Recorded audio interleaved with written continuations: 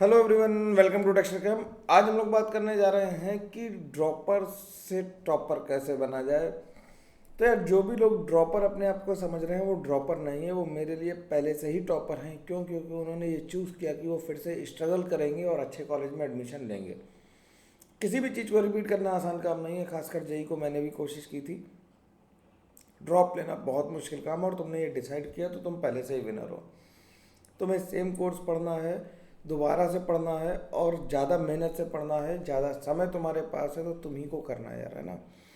और तुमने ये चूज़ किया, कॉम्प्रोमाइज़ ना करना, ये सबसे ज़रूरी बात है। तो मेरे नज़रों में तो तुम पहले से ही टॉपर हो, जिसने इसने ये सोचा है कि मैं अपनी प्रेजेंट रैंक से या अपने प्रेजेंट परफॉर्मेंस इन 12th से खुश नहीं हूँ और मेरे को ड्रॉप लेके एक बार और ताकत लगानी है। तो ये अपने आप को टेस्ट करना तुम्हारी विल पावर को रिप्रेजेंट करता है कि तुम्हारी विल पावर बहुत है। और अपने आप को ड्रॉपर कहना बंद कर दो। तुम लोग 12th प्लस हो या 12th पास हो। तुम लोग 13th नहीं हो, 13वीं नहीं में नहीं आ गए, 12वीं के बाद 13वीं में आ गए, ये मत सोचना, है ना। 12th प्लस हो, 12th पास हो, लेकिन ड्रॉपर तो नहीं हो मेरे लिए, है ना। टॉपर कैसे बनना है उसके लिए मैं टैक्टिक्स बताऊंगा, टाइम टेबल बताऊंगा। कई लोग कह रहे थे सर हम लोग भी पढ़ते हैं आपसे, आप हमारे लिए कुछ नहीं बताते हो, 11 12 वालों के लिए बताते रहते हो। तो यार देखो, तुम्हारे लिए सिंपल है, तुम्हारे पास दिन में 24 घंटे हैं।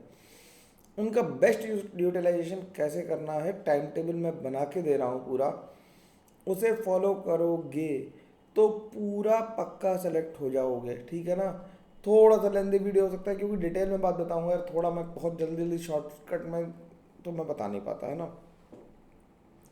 तो स्टार्ट करेंगे, डे कैसे शुरू करना है, कब क्या करना है, कौन से चैप्टर्स कब करने हैं, ये बात हम लोग पहले से ही कर चुके हैं। कौन से चैप्टर कब करने हैं, पहले ओसी करनी है, फिर फिजिकल करनी है, फिर इनऑर्गेनिक करनी है, ये बात हम लोग 90 डेज प्लानर में हम लोग डिस्कस कर चुके हैं यार। ये वाले वीडियो में तो देखा ही होगा 100% इन 90 डेज। वो भी बड़ा सा वीडियो हो गया था ना 24 मिनट का। तो मैं ज़्यादा बोलता हूँ यार, पता नहीं बीमारी है मेरे साथ कुछ। तो अगर वो नहीं देखा है तो उसे देख लो कि डेज को कैसे प्लान करना है और पर्टिकुलर डे को कैसे प्लान करना है। उसके लिए मैं तुम्हें एक पूरा फुल प्रूफ प्लान दे रहा हूँ, जिसे तुम अगर फॉलो करोगे तो सेलेक्ट होगे ही होगे। ड्रॉपर होने के नाते, 12th पास होने के नाते तुम्हारे पास जनवरी अटेम्प्ट में हो सकता है सिलेबस की फाइट हो, लेकिन जनवरी अटेम्प्ट को सीरियसली लो, अभी टाइम है। और अगर तुमने 70 80% भी पेपर अटेम्प्ट कर ले गए सही सही, 70% पेपर अटेम्प्ट करने का मतलब समझते हो कि 240 नंबर आ जाएंगे। 80% में 240 होते, 300 में या 210 आ जाएंगे। 200 से ऊपर नंबर इज गुड नंबर, है ना। फिर अप्रैल में और बढ़ा लेंगे हम लोग, लेकिन 70% सिलेबस तो कंप्लीट हो ही जाएगा। सब लोग मेरी भी इस बात से एग्री करेंगे। केमिस्ट्री की जहाँ तक बात है, हम लोग नवंबर 15 तक सारी, दिवाली से पहले पहले सारी खत्म कर देंगे केमिस्ट्री तो। जिन्होंने लेट देखना शुरू किया, अभी से देखना शुरू किया, वो भाई डेली एक दो वीडियो बढ़ा के देखें। जो रोड वीडियो आ रहा है उसके अलावा भी एक दो वीडियो उन्हें एक्स्ट्रा देखने पड़ेंगे, थोड़ी एक्स्ट्रा एफर्ट लगानी पड़ेंगी। सिंपल बात है, आईआईटी जेई मैन आवर्स मांगती है। मैन आवर्स मतलब ह्यूमन आवर्स, मैन आवर्स मतलब लड़कियाँ ये ना समझे कि मेरे लिए नहीं बोले, सबके लिए बात है। मैन आवर्स मतलब कितने घंटे और कितने लोग। मतलब तुमने अगर 2 दिन पढ़ा है 24 घंटे तो वो 48 मैन आवर्स होगा, और कोई 6 दिन पढ़ा रहा है तो उसे 8 8 घंटे पढ़ना पड़ेगा सेम काम करने के लिए, ठीक है। तो मैन आर्ट्स मांगती है। तो अब तुम्हें अपने आप में 3 चीज़ें करनी है। मैं बिल्कुल लिख के प्रॉपर तुम्हें तरीके से बताता हूँ। तुम्हें 3 चीज़ें बहुत ध्यानपूर्वक करनी है, जिनका ध्यान विशेष कर रखना है। उनमें सबसे पहली चीज़ ये है कि don't get sick. Don't get sick. भाई बीमार नहीं पड़ना है, किसी भी कीमत पे बीमार नहीं पड़ना है। खाने पीने का बहुत ध्यान रखना है, प्रॉपर सोना है, और बीमार तो बिल्कुल भी नहीं पड़ना हम लोगों को, ठीक है। अगर बीमार पड़ गए तो सारी कहानी यहीं ख़त्म हो जाएगी, इसके आगे तो कुछ बात करने का मतलब ही नहीं बनता। बीमारी नहीं होनी चाहिए, बहुत तरह की बीमारियां होती हैं, किसी भी तरह की नहीं, समझ गए ना, किसी भी तरह की नहीं। दूसरी, फ्रेंडशिप को थोड़ा सा रेस्ट्रिक्ट कर दो, दोस्ती को थोड़ा सा रेस्ट्रिक्ट करो।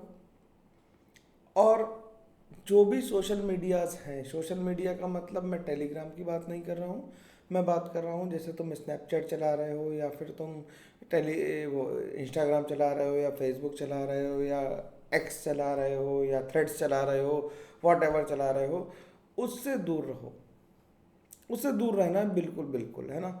तो सोशल मीडिया से दूर रहना है, फ्रेंडशिप से दूर रहना है। और जो भी तुमसे ये कहे कि तुम ड्रॉपर हो, ड्रॉपर्स का सिलेक्शन मुश्किल से होता है, उसकी बात बिल्कुल नहीं सुननी, कान में रुई डाल लो, कहना होता होगा, जाओ मेरा तो होगा।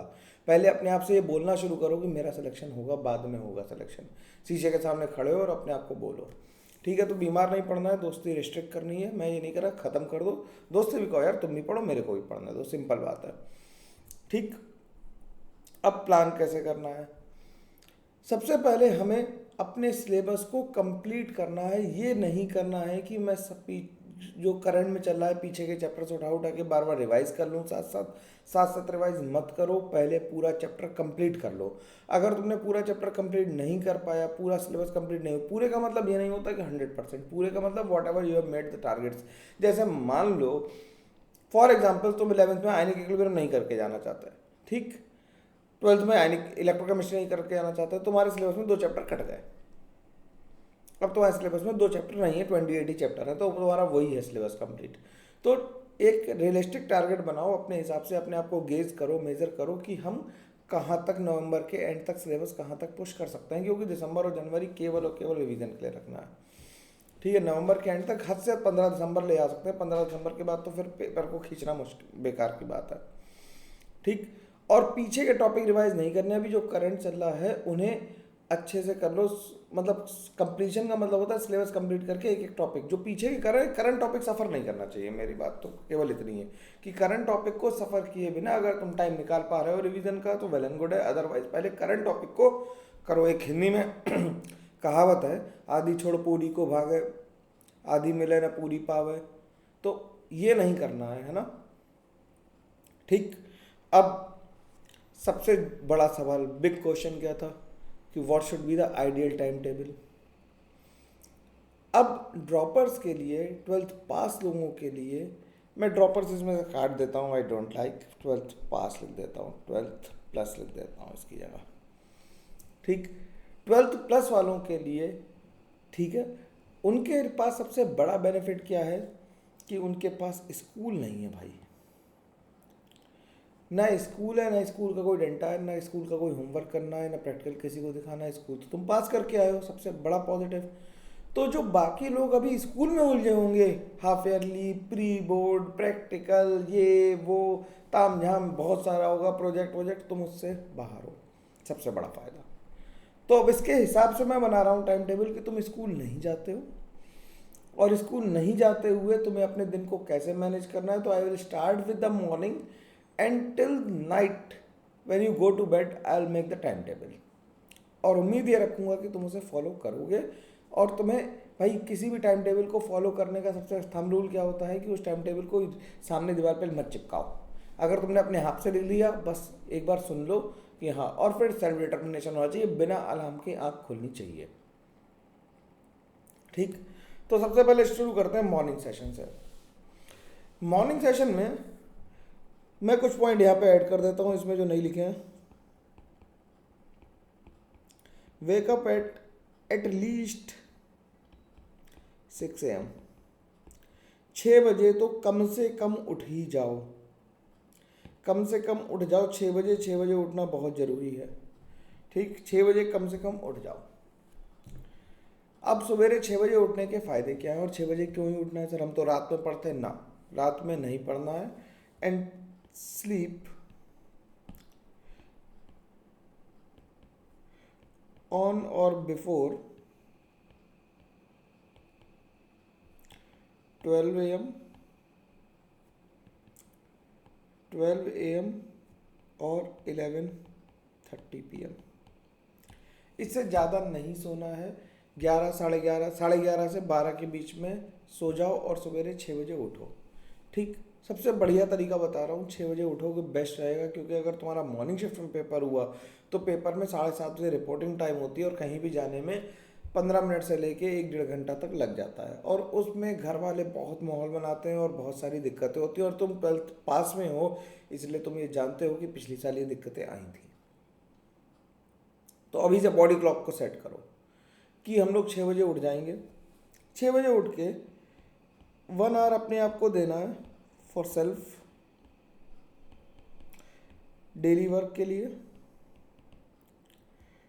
डेली वर्क मतलब रूटीन जो अपना काम है कि एक्सरसाइज करनी है, फ्रेश होना है, नहाना धोना है, सब कुछ करके पूजा पाठ कर लो। जो पूजा पाठ करते हो कर लो। भगवान को याद करना बहुत ज़रूरी, क्योंकि आखिरी में काम आता है देव, है ना।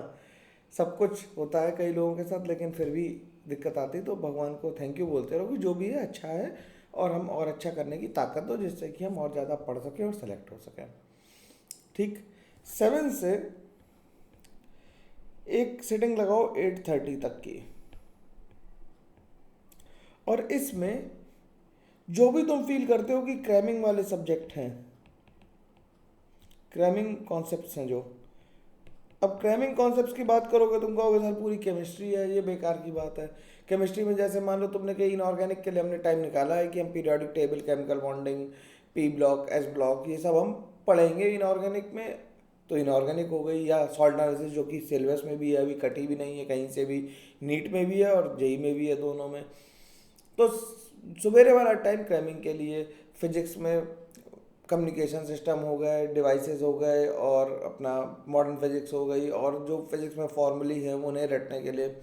मैथ्स में भी कुछ कुछ फॉर्मूला, ट्रिग्नोमेट्री के आइडेंटिटीज़ हैं या इंटीग्रेशन की आइडेंटिटीज है, जो जिन्हें तुम पढ़ के सीख सको, वो पढ़ना है बैठ के। ठीक है।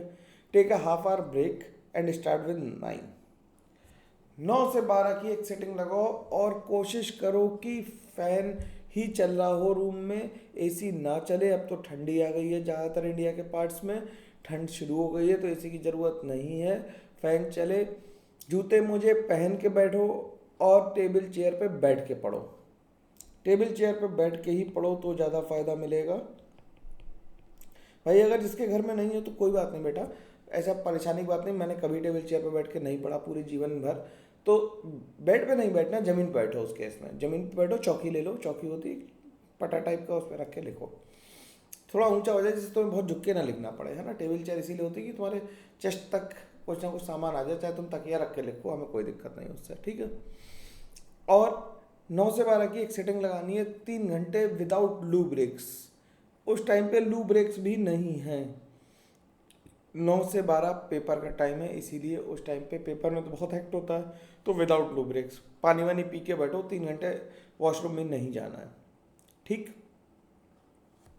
इन 3 घंटों में तुम जो सब्जेक्ट चाहो वो करो, मेरे को उससे कोई प्रॉब्लम नहीं है। अगर केमिस्ट्री करनी है तो सबसे पहले ऑर्गेनिक के से लिख के प्रैक्टिस करो, और किसी भी 3 घंटे के स्लॉट में, किसी भी 3 घंटे के स्लॉट में 1 आवर थ्योरी होगा और 2 आवर प्रॉब्लम सॉल्विंग होगा।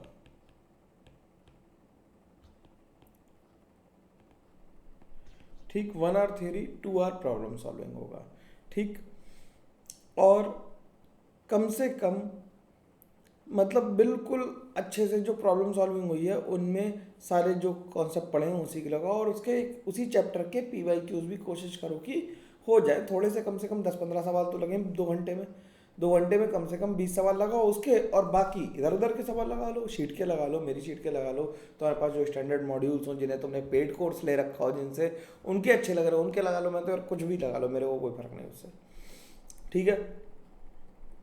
तो क्वेश्चंस करने 1 घंटे ही थ्योरी पढ़नी है, इससे ज़्यादा थ्योरी नहीं पढ़नी है। बिल्कुल क्लियर है बात यहाँ तक। अब आगे बात करते हैं आफ्टरनून सेशन। अगर हमने सवेरे मान लो केमिस्ट्री करी है, तो हम यहाँ पे क्या करेंगे, मैथ्स करेंगे या फिर हम फिजिक्स करेंगे। और फिर से जो टाइम है, अब 12 से 3 के बीच का समय तो खाली छोड़ दिया मैंने। 12 से 3 के बीच का जो टाइम है, इसमें हम लोग लंच करेंगे। ठीक है। लंच करेंगे, और कोशिश ये करेंगे कि एक वीडियो यूट्यूब वाला जो तुम देखते हो, जहाँ से भी पढ़ रहे हो लेक्चर, वो लेक्चर कंप्लीट कर लो। ठीक। अब ये हो सकता है कि किसी की इवनिंग में क्लास होती हो, किसी की मॉर्निंग में क्लास होती हो, हर किसी की अलग अलग होती है, तो शेड्यूल को उसके हिसाब से ऑल्टर करना पड़ेगा। वो भाई मैं तुम्हारा बता रहा हूँ ना, क्योंकि अगर मैं हर किसी से ये पूछूंगा कि भाई तुम अपना शेड्यूल भेज दो, उसके हिसाब से टाइम टेबल बनाएंगे तो बन ही नहीं पाएगा। बढ़िया टाइम टेबल कब बन पाएगा, बढ़िया टाइम टेबल तब बन पाएगा जब तुम अपने आप को मेंटली ये प्रिपेयर कर लोगे कि भाई मान लो मेरी 2 4 6 में मॉर्निंग 9 to 12 तो मेरी ट्यूशन ही होती है, या मेरी 9 से लेकर 4 बजे तक तो क्लास ही होती है सर, उसके बाद कैसे करें मैनेज। तो क्लास करो पहले, 10 से 4 क्लास कर लो, मैं तो कहता हूँ कोई दिक्कत नहीं है मेरे को। 10 से 4 क्लास करो तो सवेरे का जो 6 से 9 वाला टाइम है, फिर थोड़ा सा और पुश करना उधर, 5:30 पे उठना, 6:30 तक तैयार होना, और 6:30 से 9:30 एक 3 घंटे का स्लॉट निकाल के जाना। ठीक है, इस तरह से मैनेज करना पड़ेगा। कमेंट करना, मैं हर कमेंट का रिप्लाई करने की कोशिश करता हूँ और करता ही हूँ, तो तुम कमेंट करके बताना कि सर ये दिक्कत है, मेरा टाइम टेबल ऐसा है, इसके हिसाब से क्या मॉडिफिकेशंस कर सकते हैं, क्या और अच्छा कर सकते हैं। ठीक। और सब्जेक्ट चेंज करना कंपलसरी है, एक ही सब्जेक्ट नहीं करना है। ये जो लोग बड़ी गलती करते हैं कि एक ही सब्जेक्ट पढ़ लेते हैं, वो एक सब्जेक्ट नहीं पढ़ना है, उन्हें सब्जेक्ट कम से कम एक दिन में 2 पढ़ने हैं। तो 3 से 6 का टाइम हो गया। 6 बजे के बाद आफ्टर 6 PM केमिस्ट्री का डेक्स्टर कैम खोल लेना, वहाँ कुछ ना कुछ तुम्हारे लिए होगा जरूर पड़ा हुआ, जो बचा होगा देखने के लिए उसे देखना है। कोई ना कोई वीडियो आ रहा होगा, वो तुम्हारे काम का ही, सिलेबस आगे बढ़ रहा होगा, तो 6 से 7 1 घंटे, 1 घंटे से ज़्यादा वीडियो होता नहीं, तो 6 7 एक वीडियो देखो, उसमें तो ज़्यादा ताकत लगती नहीं है। ठीक। अब बात आती है, फिर तुम खाना वाना खाओ और 8 बजे से फिर से पढ़ने बैठो। देखो राउंड द क्लॉक पढ़ना तो पड़ेगा ही। अब 8 से 11 बजे तक क्या करना हमें? 8 से 11 बजे तक हमें क्या करना है कि जो जो क्वेश्चन हमने किए थे मॉर्निंग सेशन में और आफ्टरनून सेशन में, जो जो गलत हुए थे, ठीक, मॉर्निंग और आफ्टरनून दोनों की बात है यहाँ पे, मॉर्निंग और आफ्टरनून में जो भी हमारे क्वेश्चंस गलत हुए थे, उन्हें हम दोबारा से प्रैक्टिस करेंगे, उन्हें लगा के देखेंगे कि क्या हुआ। क्वेश्चन करते समय ये एनालिसिस नहीं करेंगे, रात में बैठ के ये एनालिसिस करेंगे कि आज पूरे दिन में हमने क्या गड़बड़ की और उसे फिर हम रेक्टिफाई करेंगे। अब क्वेश्चन जो गलत हुए वो 3 तरह से गलत हो सकते हैं, कि क्या, कि हमें कोई थ्योरी नहीं आती थी, ऐसा हो सकता है भाई, हमें थ्योरी ना आती हो, ये भी तो हो सकता है कि हमें कोई किसी चीज़ की थ्योरी ना पता हो, या फिर हमें थ्योरी आती थी लेकिन हमने कॉन्सेप्चुअल मिस्टेक कर दी, कोई हमने थ्योरी जो थी वो गलत तरीके से समझ ली, हमें पता था कि इस थ्योरी का सवाल है, हमें पता था बफर सोल्यूशन लगना, लेकिन बफर सोल्यूशन का फॉर्मूला नहीं याद आ रहा था, तो कॉन्सेप्चुअल मिसअंडरस्टैंडिंग हो गई है। या फिर हम ब्लेंडर करके आए हैं, सिली मिस्टेक्स।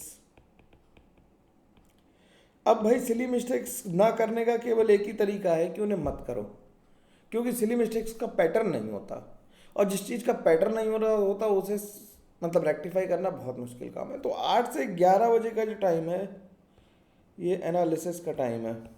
किसका टाइम है? एनालिसिस का टाइम है, कि हम एनालाइज करेंगे कि क्या हमने गड़बड़ की। ठीक। और हम अपने डेज को कैसे डिवाइड करेंगे? मान लो Monday, Tuesday, Wednesday, Thursday, Friday, Saturday, Sunday है, तो हमने आज किया पी और सी किया, तो कल पी और एम करेंगे, फिर सी और एम करेंगे, फिर सी और पी करेंगे, फिर पी और एम करेंगे, फिर एम और सी करेंगे, इस तरह से करेंगे। ठीक। इस तरह से बांटेंगे, मैंने रैंडम से लिख दिया, कोई 2 सब्जेक्ट उठाने, तीसरा नहीं उठाना, इस बात का विशेष ध्यान रखना है। ठीक। 11 बज गया है, मैं मान लेता हूँ 11 बज गया है, रात में बिल्कुल ठंडा वंडा मत खाना यार, है ना, कोई बर्थडे, किसी का पार्टी हो, कोई दिवाली हो, खाना कम खाओ रात में, है ना। 15 मिनट पहले क्या करना है? 15 मिनट पहले अगले दिन की प्लानिंग कर लेनी है, सारी किताबें सब अपनी एक जगह पे सेट कर लेनी है, कि जो भी हमें पढ़ना है वो टेबल पे रखा मिले हमें, सुबह उठ के ढूंढना खकोरा ना पड़े कि सुबह 7:30 बजे उठ के हम यही ढूंढ रहे हैं कि कौन सी किताब पढ़नी है, अब तो हमें याद ही नहीं आ रहा। तो एक स्टिकी नोट्स ले लो, उस पर लिख के रख लो कि कल का हमारा ये टारगेट है, ये चैप्टर करना, ये यहाँ करना, यहाँ करना, एक डायरी टाइप की एक छोटा सा बना के रख लो, बेस्ट होता है वो। और उसके बाद जो 15 मिनट बच गया, अब 11:15 बज गया होगा, समय मैं इतना मतलब फ्लेक्सिबल रखता हूँ, 11 11:30 हो गया अब उसके बाद तुम्हें बेड पे जाना है, हाथ पैर धो के आराम से रिलैक्स होके, मोबाइल हटा के, यूट्यूब हटा के, सब कुछ बंद करके आधा घंटा अपने को सोचना है, एनालाइज करना, आंखें बंद कर लेना और धीरे धीरे प्रभु का नाम लेना मन में, धीरे धीरे भगवान नाम लो कि हाँ हमने जो भी किया आज उसकी एनालिसिस कर लेते हैं कि क्या हमने उसे सही किया या गलत किया, और जो गलत किया उसे अगले दिन हम लोग रेक्टिफाई करेंगे, और फिर repeat repeat and repeat. Same cycle को रिपीट करते रहेंगे और तुम सेलेक्ट हो जाओगे, तुम्हें पता भी नहीं लगेगा कब। मैंने टाइमिंग जो ली है साइकिल की वो 9 से 12 और 3 से 6 इसलिए ली है, क्यों? क्योंकि उस टाइम पे तुम्हारा पेपर होता है। ठीक, बात समझ में आ गई होगी काफ़ी हद तक मेरे को लगता है। अब इसके अलावा और क्या कर सकते हैं? Write mock test every week till December. अब मॉक टेस्ट लिखने का समय हो सकता है सुबह 9 से 12। तुम एक दिन किसी दिन सेट कर लो कि हम संडे की संडे सुबह 9 से 12 हम पेपर देंगे, ठीक। अब पेपर जो दोगे तो मॉक टेस्ट फुल टेस्ट नहीं है, फुल टेस्ट नहीं है ये, मॉक टेस्ट चैप्टर टेस्ट है। अभी क्या है? अब कहो तुम सर चैप्टर टेस्ट तो है नहीं, मैं दे दूं? कमेंट करके बताना चैप्टर टेस्ट देना, मैं हर चैप्टर का टेस्ट दे दूंगा या क्लस्टर चैप्टर्स का टेस्ट दे दूंगा, मैं तुम्हें दे दूंगा, तुम छोड़ दो, चिंता मत करो। टेलीग्राम पे डाल दूँ चलेगा? टेलीग्राम पे डाल दूंगा चलेगा, है ना? तो टेस्ट घर पे पीडीएफ खोल के बैठना है, टाइमर लगाना और केमिस्ट्री के सेक्शन को 40 से 45 मिनट में कंप्लीट करना और ये देखना है कि कैसी गलती हुई। ठीक है, इसमें कोई दिक्कत तो नहीं है। ये अगर कमेंट करोगे तभी दूंगा टेस्ट, है ना? जितने लोग कमेंट करेंगे वो। चैप्टर वाइज एनालिसिस हमें पता है कि PYQ उसकी कैसी आई है, 23 से लेके मैंने कर रखी है और वो पूरा डिटेल वीडियो डिस्कस भी किया है 100 परसेंटाइल वाला, उसे देख लेना जाके, वहाँ पे चैप्टर वाइज एनालिसिस मिल जाएगी, कौन से चैप्टर का कितना वेटेज है, तो तुम अगर छोड़ना चाहो तो उसे छोड़ के जा सकते हो। ठीक है, हम लोगों के बैचेस चल रहे हैं अध्याय और निश्चय, उन्हें ज्वाइन कर सकते हो आसानी से। अगर तुम पहली बार आए हो तो हम लोग ऑर्गेनिक केमिस्ट्री स्टार्ट कर रहे हैं, LD8 ट्यूटोरियल शुरू होने वाला है और हम लोग बैचेस पे जाके, वेबसाइट पे भी है dextercam.in पे जाके, वहाँ पे भी सर्च करोगे तो वहाँ पे भी बैचेस वगैरह सब कुछ मिल जाएगी इन्फॉर्मेशन। और तुम्हारे लिए खुशखबरी भी है अंत में बताने के लिए कि 2023 के PYQ फ्राइडे से आ रहे हैं। पहला चैप्टर होगा GOC आइसोमेरिज्म। ठीक है, तो ये खुशखबरी है, जिन्होंने आखिरी तक देखा वही जान रहे होंगे। तो देखते हैं कितने लोगों ने इस बात के लिए थैंक यू बोलेंगे या फिर वो कमेंट करेंगे कि क्या देखते हैं। मैंने पोल कराया तो लगभग 300 350 लोगों ने पोल किया, जिसमें ज़्यादातर लोगों ने यही कहा कि सर कि ऑर्गेनिक करनी है। 50% से ऊपर मत था तो मैं बहुमत के साथ चला गया फिर। ठीक, तो हम लोग भाई ड्रॉपर नहीं है, हम लोग अचीवर्स हैं, ड्रॉपर नहीं है। ठीक है ना, हम लोग ड्रॉपर नहीं है। अपने को डे को प्लान करना और बीमार बिल्कुल मत पड़ना, मैं तुम्हारे साथ हूँ। अभी भी कोई दिक्कत है, देखो ये कोई एब्सोल्यूट टाइम टेबल तो हो नहीं सकता कोई भी, तो अभी भी कोई दिक्कत आए तो मेरे को बताओ, मैं रेक्टिफाई करके, और हम लोग बहुत ज़्यादा कनेक्ट कर सकते हैं। रेडिट पे भी कर सकते हैं, टेलीग्राम पे कर सकते हैं और मेल के थ्रू कर सकते हैं और वेबसाइट के थ्रू कर सकते हैं। तुम तमाम जरिए हैं तुम्हें कनेक्ट करने के, और यूट्यूब कमेंट तो कर ही सकते हो। तो बताओ अपने व्यूज़, जो जो दिक्कत हो मेरे को बताना, मैं उसे रेक्टिफाई कर दूंगा। चलो मिलते हैं हम लोग अगली क्लास तक के लिए और हम लोग ये इंश्योर करते हैं कि हम टाइम टेबल फॉलो करेंगे। मेरी बात मानी जाएगी, मैं ये मानता हूँ। ठीक है, तो इस वीडियो को यहीं रोकते हैं, लंबा हो गया यार फिर से हो ही जाता है मेरे से लंबा। चलो ठीक है, ऑल द बेस्ट। मैं ये मान रहा हूँ कि सारे लोग टाइम टेबल को फॉलो करेंगे। चलो ठीक है, अगर 12 वालों को टाइम टेबल की जरूरत है तो वो लोग भी कमेंट करें, मैं उनके लिए बना दूंगा। ठीक है, चलो मिलते हैं। Thank you very much, take care, bye bye, all the best.